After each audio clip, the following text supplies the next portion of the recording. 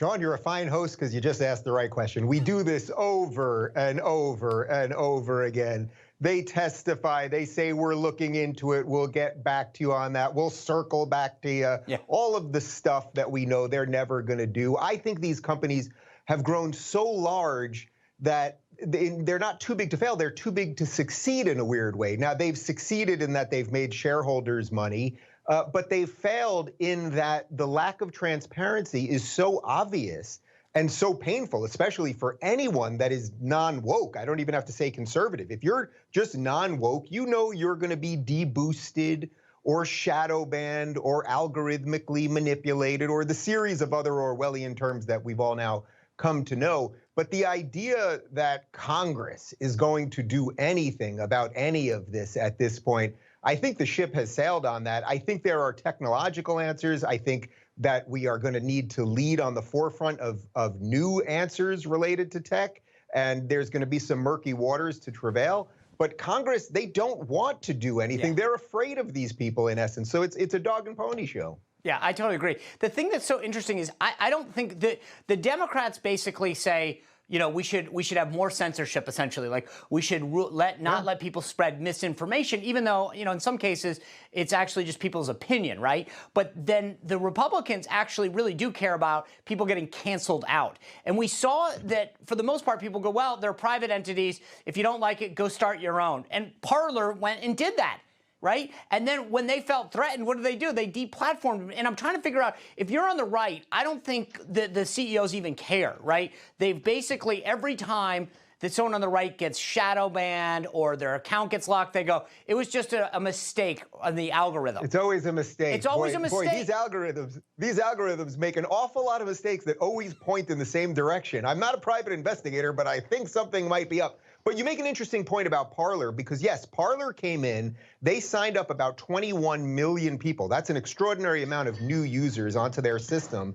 And then in essence, after what happened on the Capitol on January 6th, Amazon just blew up their servers. That was a massive escalation of this big tech war. As you know, I've started my own tech company called Locals.com, right. and we're trying to solve as many of the problems as possible. We're building people digital homes so that you, Sean, or me, or anyone watching this can build their own digital home. And then what you do in your home is up to you, much like, you know, somebody built my house. But what goes on in my house is not his responsibility. Of course, we have a basic set of terms of service, and you can't break the laws of the United States. Dave, I was going to ask you about this. This is because Locals.com, you did this so people would have a home, right?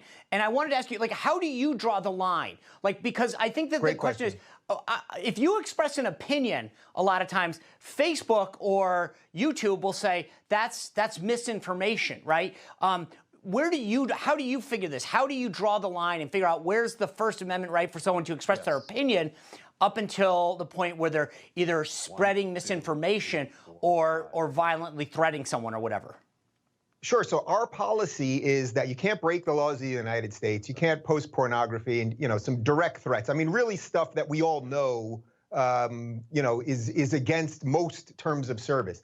But beyond that, what happens in your own Locals community, so mine is rubinreport.locals.com, it's up to the creator. And one of the things that we've done to really build a nice system is that there is a paywall to get in. As a creator, you pick the paywall that you want. It could be a couple bucks a month to whatever you want it to be. And by people putting a little skin in the game, literally as little as $2, that eliminates virtually all of the bad behavior. So my community has existed for about 2 years now. The company's about 2.5 years old.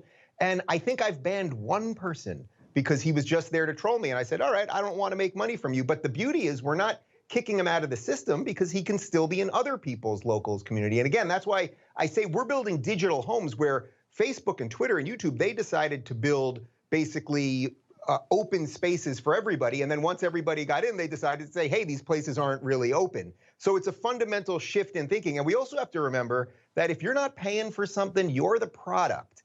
And we all spend virtually all day long on this thing, right? Many of us spend more than half of our day, more than 12 hours of our day on this thing. Well, it might be stealing a little something from us. And it's our information, it's our data, and it's our souls. Yes, that's exactly right. It's not free. They're getting our data, right? And that's the thing. Again, locals.com, right?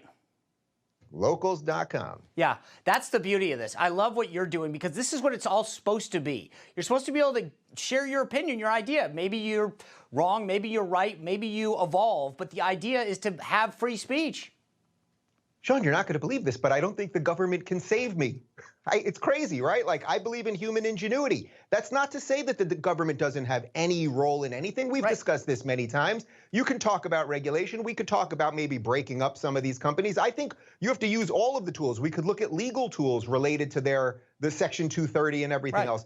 But my overarching belief is that humans and ingenuity and the blockchain and decentralized storage and payments, all of those things will stop this. Believe me, whatever clown tomorrow at Congress is going to ask Jack Dorsey or Mark Zuckerberg something that they know nothing about is not going to come to me later with a piece of paper and go, I solved all those big tech problems. If you're looking for more honest and thoughtful conversations about tech instead of nonstop yelling, check out our tech playlist. And if you want to watch full interviews on a variety of topics, check out our full episode playlist. They're right over here.